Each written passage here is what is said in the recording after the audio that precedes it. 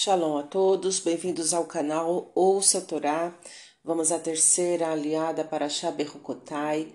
Está no livro Vaikra, capítulo 26, do 10 ao 46. Baruch atah Adonai, Eloheinu melech haolam, asher barabanu mikol hamim venatan lanu et torato, Baruch atah Adonai noten hatorá. Amém. E comereis dos produtos guardados, e deslocareis os produtos velhos para dar lugar aos novos. E porei o meu santuário no meio de vós, e minha alma não se enfadará de vós. E andarei entre vós, e serei para vós Deus, e vós sereis meu povo. Eu sou o nome vosso Deus, que vos tirei da terra do Egito para que não fosseis escravos deles, e quebrei vossas amarras, e vos fiz andar de cabeça erguida. Mas, se não me ouvirdes e não cumprirdes esses preceitos, e se rejeitardes meus estatutos, e se vossa alma se enfadar de meus juízos, e não fizer todos os meus preceitos, violando minha aliança, eu também vos farei isto. Porei sobre vós o terror, a tísica, a febre ardente que fazem a alma se desesperar e se atormentar, e semeareis em vão, e vossos inimigos é que comerão o que nascer, e enviarei minha ira contra vós, e sereis derrotados diante de vossos inimigos, e os que vos odeiam serão vossos senhores, e fugireis sem que ninguém vos persiga. E se ainda assim não me ouvirdes, continuarei a castigar-vos com 7 calamidades por causa de vossos 7 pecados. E quebrarei a altivez de vossa força, e tornarei vossos céus como ferro, e vossa terra como cobre. E vossas forças acabarão em vão, e vossa terra não dará seu produto, e a árvore não dará seu fruto. E se andardes com teimosia para comigo e não quiserdes me ouvir, continuarei trazendo sobre vós outras 7 pragas, conforme vossos pecados, e enviarei no meio de vós o animal selvagem, e ele comerá vossos filhos, e exterminará vossos animais domésticos, e vos reduzirá a um pequeno número, e vossos caminhos se tornarão desertos. E se com isto não vos reformardes e continuardes a andar com teimosia, eu também andarei com teimosia e vos ferirei com 7 calamidades por causa de vossos pecados.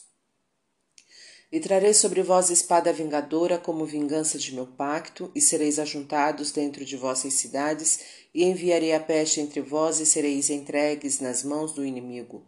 Quando eu vos quebrar o sustento do pão, 10 mulheres cozerão vosso pão em um só forno, e vos entregarão o pão por peso, e comereis, mas não ficareis satisfeitos. E se ainda assim não me ouvirdes e andardes com teimosia contra mim, eu andarei contra vós com furor de teimosia, e vos castigarei com 7 calamidades por causa de vossos pecados. E comereis a carne de vossos filhos e de vossas filhas, e destruirei vossos lugares altos, e exterminarei vossas imagens que expondes ao sol, e lançarei vossos corpos moribundos sobre os corpos de vossos ídolos, e minha alma se enfadará de vós. E reduzirei vossas cidades à solidão, e assolarei vossos santuários, e não receberei com vontade vossos sacrifícios públicos, e eu assolarei vossa terra, e vossos inimigos que habitarem nela se espantarão. E vos espalharei entre as nações, e desembainharei a espada detrás de vós. E vossa terra será assolada, e vossas cidades arruinadas, e então a terra acalmará a ira do nome, em todos os dias em que for assolada, por conta dos anos sabáticos em que ela não descansou. E vós estareis na terra de vossos inimigos, e então a terra descansará e acalmará a ira do nome, pelos anos sabáticos em que não descansou. Todos os dias em que for assolada a terra descansará, o que não descansou nos anos sabáticos e jubileus, quando estáveis nela. E eu porei desalento nos corações dos que sobrarem dentre vós na terra dos seus inimigos, e o ruído de uma folha agitada os perseguirá, e fugirão como quem foge de uma espada, e cairão, sem que haja perseguidor, tropeçando uns sobre os outros, e não haverá para vós erguimento diante de vossos inimigos, e vos perdereis entre as nações, e a terra de vossos inimigos vos consumirá.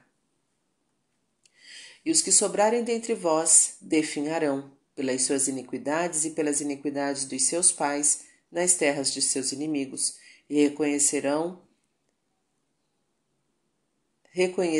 a sua iniquidade e a dos seus pais por causa da falsidade que cometeram contra mim e pela teimosia. E eu também andarei contra eles com teimosia e os levarei à terra de seus inimigos. Talvez seus corações moucos se humilhem e expiarão suas iniquidades. E lembrar-me-ei da minha aliança com Jacó, com Isaque e com Abraão, e me recordarei da terra, e a terra será abandonada por eles, e a desolação dela acalmará a ira do nome pelos anos sabáticos. E eles expiarão pelas suas iniquidades, pois rejeitaram meus juízos, e suas almas se enfadaram de meus estatutos. Mesmo eles, estando na terra de seus inimigos, eu não os rejeitarei e não me enfadarei deles a ponto de consumi-los e violar minha aliança com eles, pois eu sou o nome seu Deus.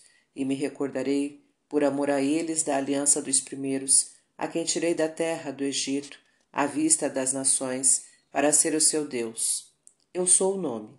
Estes são os estatutos e os juízos, as leis que Deus deu para vigorar entre eles e os filhos de Israel no Monte Sinai, pela mão de Moisés. Amém. Baruch atah Adonai, Eloheinu melech haolam, asher natan lanu torato, toratemet v'chayolam atah betorreinu, Baruch atah Adonai, noten hatorá. Amém. O enfado provém da teimosia. Deus sinaliza que ele tem um limite de tolerância para as atitudes teimosas das pessoas em relação a desobedecê-lo.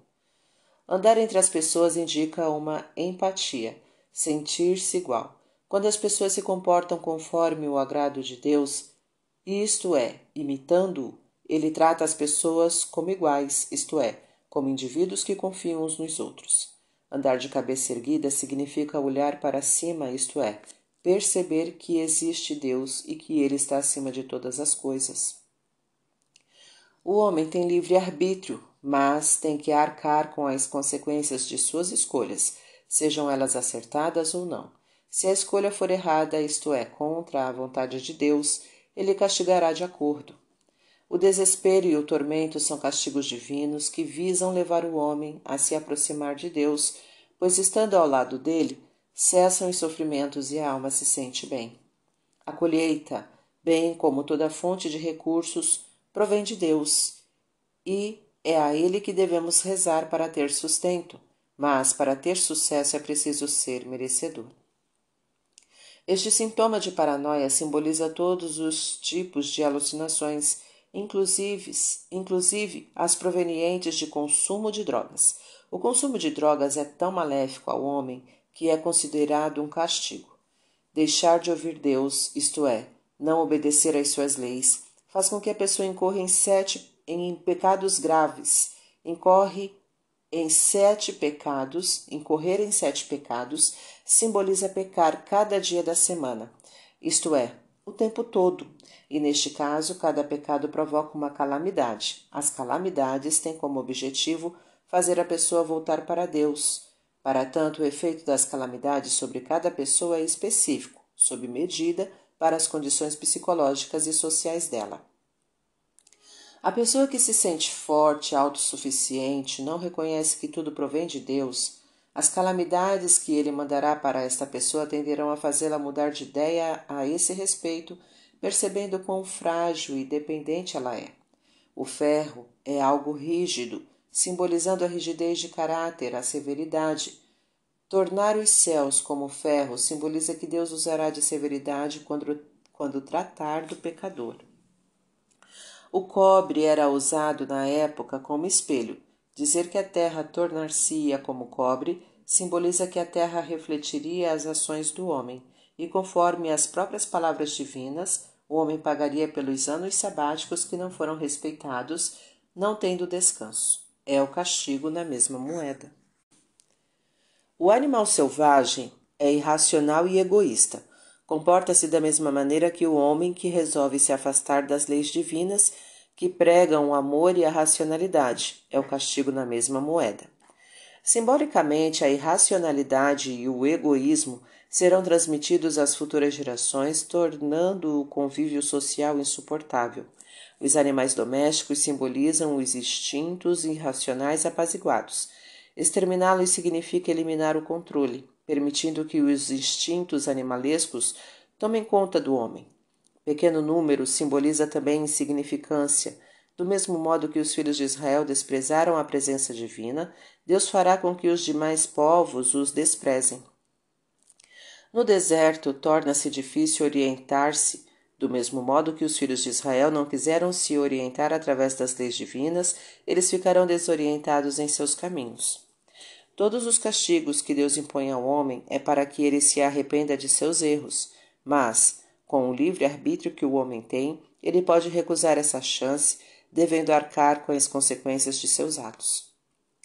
Deus preza tudo aquilo que as pessoas se comprometem a cumprir. Neste caso, ele se refere ao pacto que os filhos de Israel fizeram, assumindo que iriam cumprir os seus mandamentos. Devemos ter muito cuidado ao fazermos promessas a Deus que podem não ser cumpridas. Como nos guetos onde os judeus foram amontoados, discriminados pelos habitantes das cidades, muitas das profecias se realizaram com o povo judeu. O fato de 10 mulheres cozerem o pão em um forno simboliza que a comunidade, 10 pessoas, perceberá que os recursos, pães, são provenientes de uma só fonte, Deus, que é lembrado também como fogo. Entregar por peso simboliza com dificuldades, através de trabalhos pesados. Comer e não ficar satisfeito significa não se satisfazer com o que se tem, e isto é algo tão ruim que é considerado um castigo divino. Além do terrível significado literal que demonstra até onde pode ir o desespero das pessoas que vão contra Deus, esta passagem pode simbolizar também os pais não alimentando os filhos com as necessidades destes, comendo a carne que pertence a eles. Não ser capaz de dar de si para os filhos é algo tão ruim que é considerado um castigo divino. Nos lugares altos aconteciam os cultos idólatras. Podem simbolizar também a arrogância, se colocar acima dos outros, e isto será destruído pelo sofrimento e pela constatação de que todos são frágeis e tudo que possui provém de Deus e não por exclusivo esforço próprio. As imagens são imagens de idolatria.